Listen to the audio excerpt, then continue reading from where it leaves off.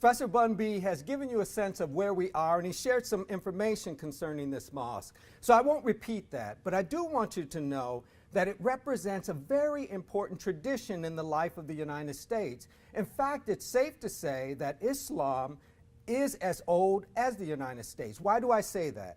I say that because scholars argue anywhere between 5% and 25% of the enslaved Africans who are brought to the Americas are Muslim. And some of those Muslims are brought to North America. There are diary accounts, other historical evidence that suggests this presence.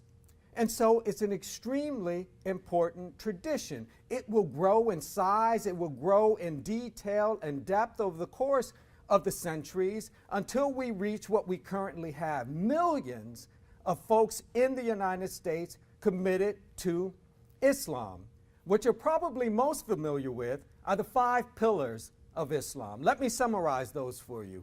First, the oneness of God, the idea that there is no God but God, and Muhammad is the prophet of God.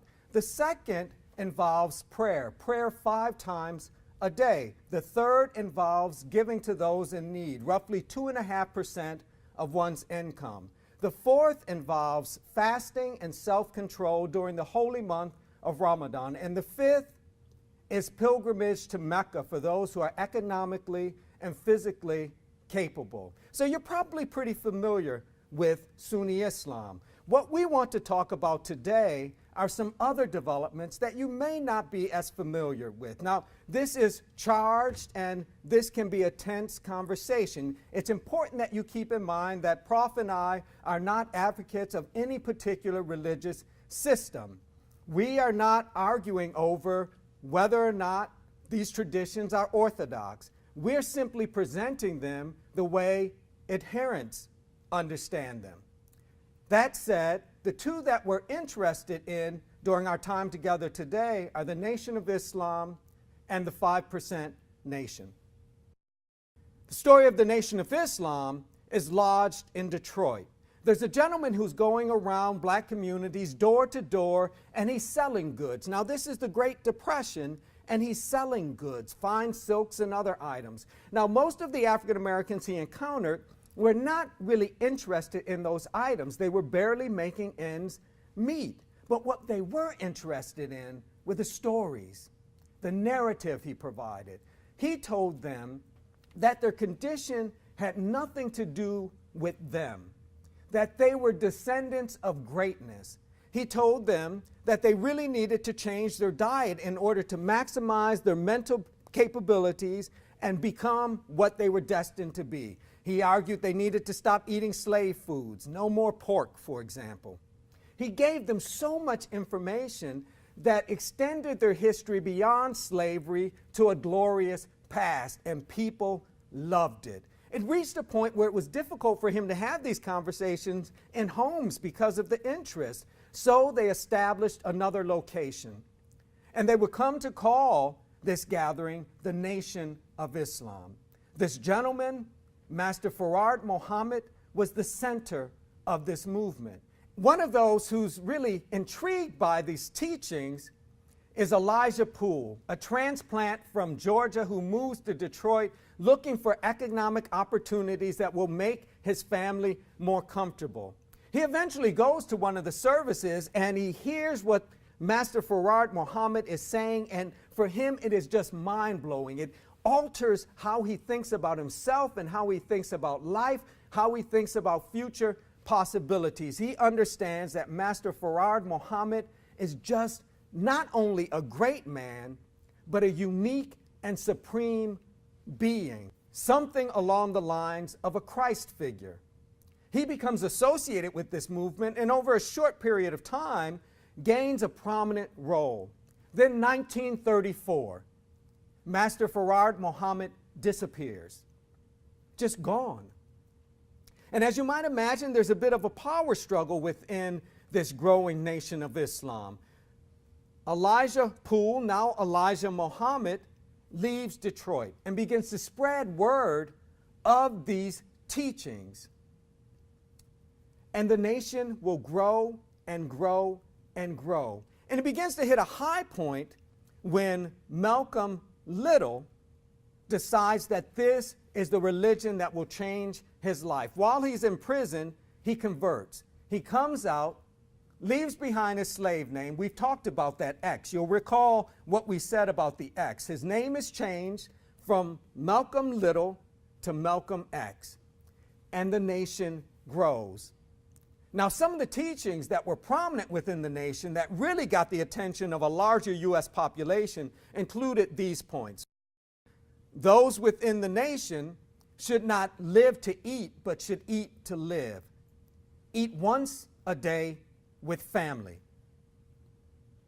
They were obligated to be involved in the life of the community in an intense and sustained way. He argued that members of the Nation of Islam had to be involved in family structure in a way that was solid.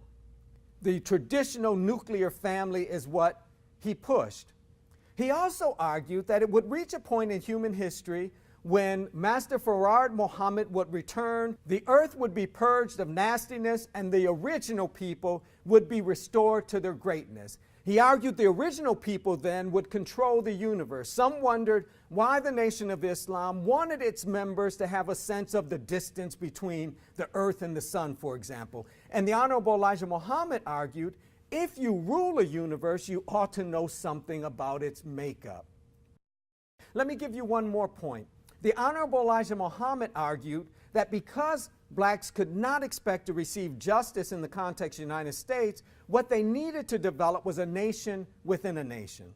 This is what he meant, that the United States should give his people support for 25 years and prime property in the South, and then just leave them alone to be about their own business.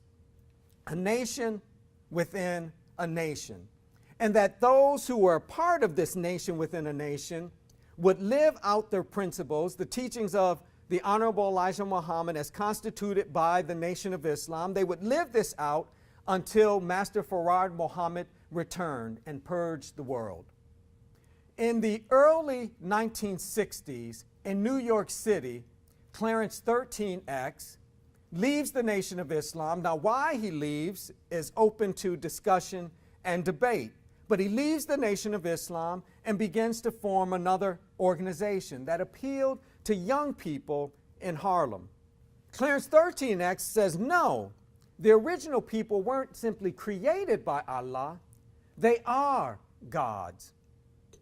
And he takes this term, Allah, and pulls it apart and says, this is what it represents. Arm, leg, arm, head.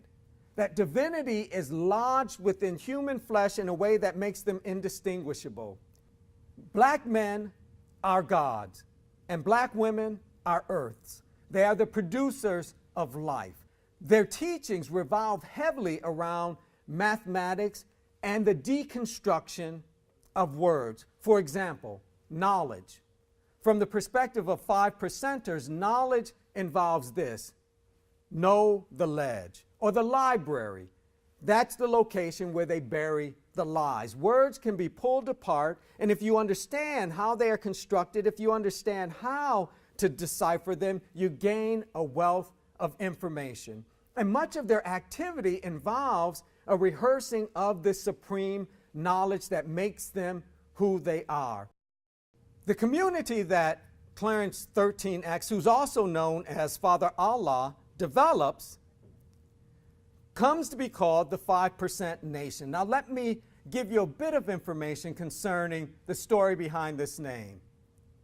Members of this community argue that 85% of the population was without knowledge, just blindly following whomever. 10% of the population has proper knowledge but doesn't share it.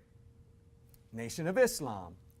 That leaves 5% who are poor righteous teachers providing proper understanding and proper knowledge. Now, within the teachings of this community, there is a deep preoccupation with the meaning of words, how words are pulled apart and what they actually entail. So, for example, the argument that these folks are actually gods stems from the term Allah. And they argue Allah really stands for this: arm, leg, leg, arm, head.